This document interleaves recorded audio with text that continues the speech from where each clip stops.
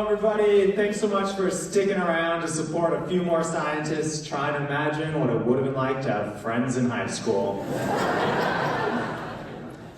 My name's Tyler, and tonight I'm going to tell you about this idea we have to use the ocean to remove carbon dioxide from the atmosphere to avoid some of the worst impacts of climate change. The idea is called ocean alkalinity enhancement, and it's something that could matter to everyone. But since I am American, this talk is going to be mostly about me. I'm what we call a geochemical ocean model.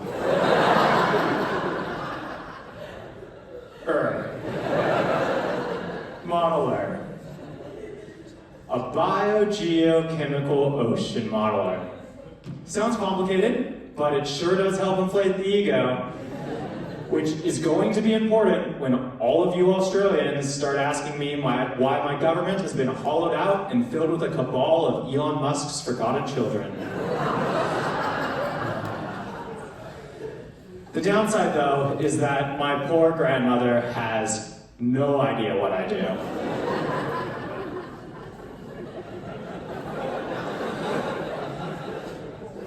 And she already thinks I live in Tanzania.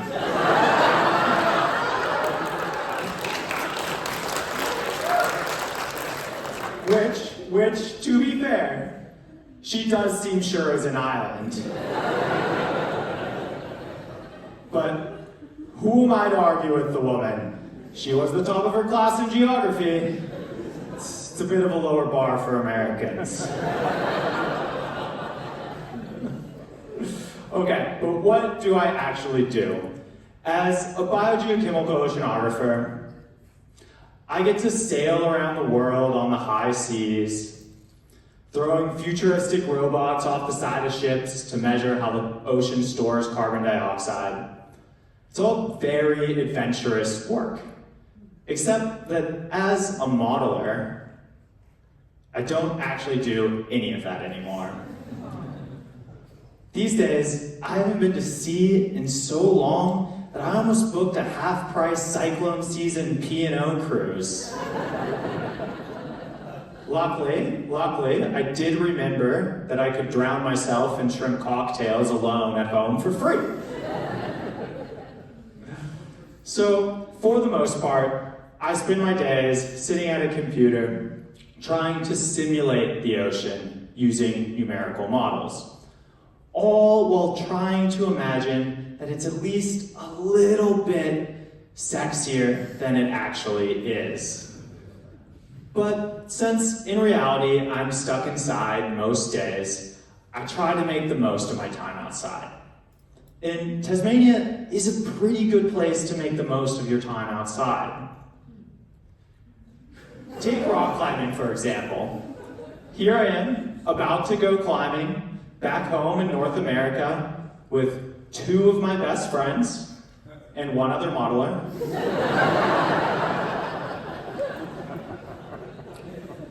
Now, you might also notice that the weather is perfect, we are all completely dry, and everyone is even fully clothed. Not in Tasmania. Here, we swim naked through the freezing Southern Ocean to go rock climbing. And if that means dragging our shriveled little bits of a barnacle-encrusted ledge to get to the other side, well, then that is a small, and I do mean small, price to pay. Now, since it is possible that there may be some folks in the audience that have not actually seen my bare ass before, I can confirm that this is in fact me. And if maybe I piqued anyone's interest a little bit, you'll be happy to hear there is a higher resolution version of this video available online. if you just make a small contribution to the research fund.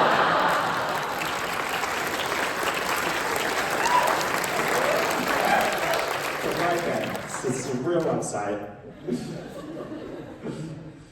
The climbing, though, if you make it past the sharks, is truly extraordinary. And I'm not only showing you this pretty cool photo of me because I'm still trying to overcompensate for not having friends in high school. I also wanted to draw your attention to what's going on at the bottom of the cliff. Here we can find some massive waves crashing violently against the rocks that we're trying to climb. Now in climbing jargon, we refer to this as fucked. But in geochemistry, we just call it weathering. Now, weathering is just a fancy term for erosion. The waves and the wind beat the rocks into oblivion, dragging all of their little pieces into the sea. And this is actually a really good example of how ocean alkalinity enhancement works.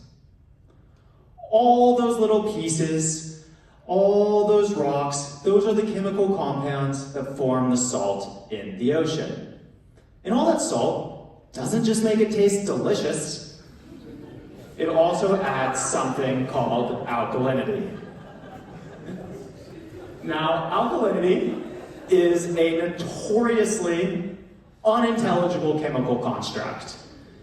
It is even harder to understand than why people did not seem to think that I was cool in high school.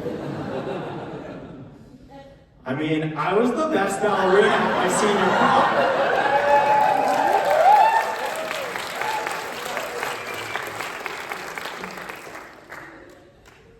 Seriously though, this is literally the slide we use to introduce the concept to PhD students. If you think you understand alkalinity, you are wrong. Is it obvious we haven't updated our pedagogy since like the Cold War? No, but all you need to understand is that when you add alkalinity to the ocean, it reacts with the carbon dioxide to transform it into something that isn't a gas. And all that carbon gets locked away for good, creating space for more carbon dioxide gas to be absorbed in from the ocean. Or you can think about it like the last date that you tried to impress by ordering the spicy curry. Antacids are just a source of alkalinity in your body that neutralize stomach acids. Similarly, rocks are just a source of alkalinity in the ocean that neutralize carbon dioxide, which is the primary acid in seawater. Just don't go tell your dentist that it was me who told you to eat rocks to fix your stomachache. In the ocean, though, this is the primary reason that our climate is hospitable. Without alkalinity, if the ocean was a big freshwater lake with no salt and no rocks, there would be way more carbon dioxide in the atmosphere. And in turn, our climate would be about 150 degrees hotter. Now, that is just way too hot. And I am not just saying that because I'm from Tasmania, and this is what I think Brisbane looks like in the winter. No, I actually love the heat, and I can prove it to you. See? This is me standing in an actively exploding volcano. Parenting was a bit looser in the 90s. I do love this photo though, because it really lowers the bar for what we are expected to leave behind for the next generation. Like, sure, our children might inherit a metaphorically volcanic hellscape, but so long as we don't leave them in the actual volcano, then they'll at least be doing better than me. Luckily, I did survive the volcano and was able to move to beautiful Tasmania, where I sit inside all day, at my computer, thinking about theoretically throwing rocks in the ocean.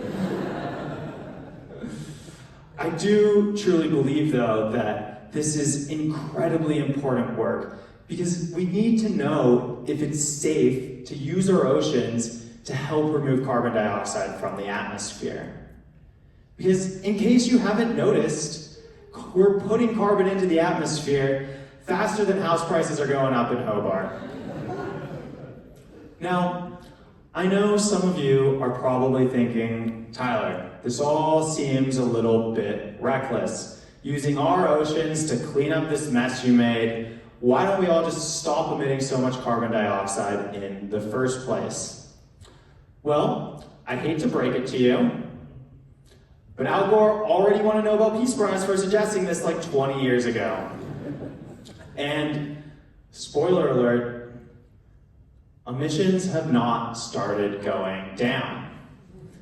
Now, believe it or not, this is not just because we are all total assholes. I mean, a few of us are total assholes.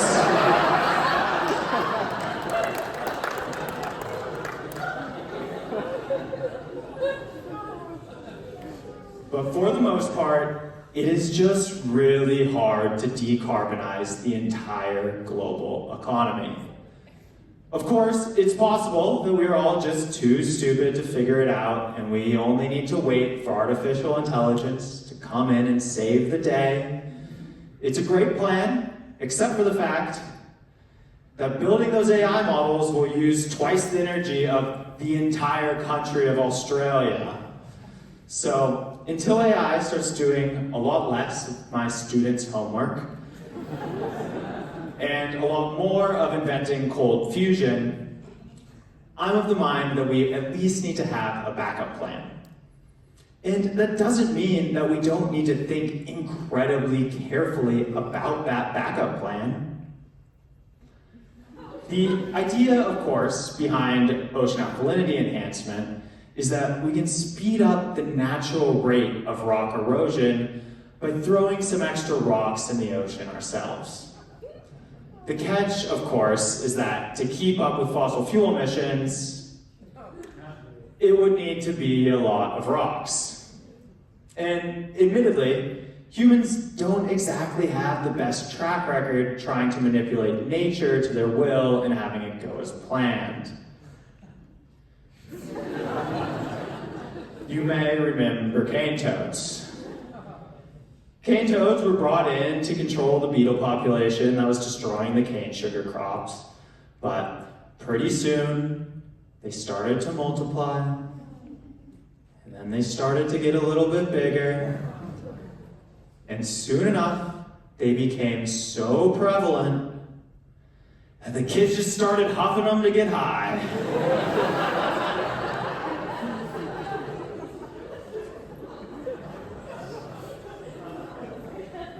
The good thing, though, about ocean alkalinity enhancement is that it doesn't require messing with biology or ecosystems at all.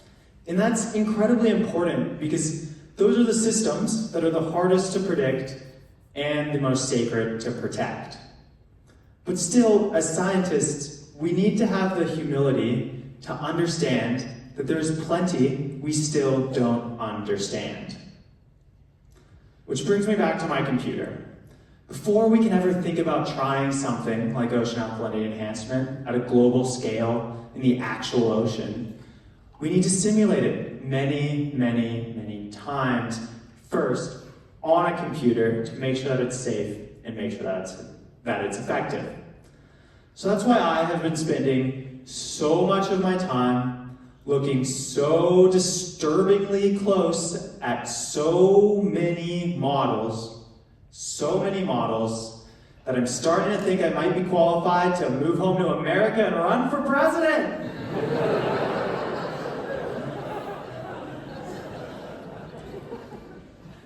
Seriously though, it is absolutely critical that we do this work now, because looking around the room, I'm absolutely sure that everybody desperately wants to avoid a future that is so unbearably hot that I can't even put my clothes back on once I start clapping. Thank you so much, Hobart.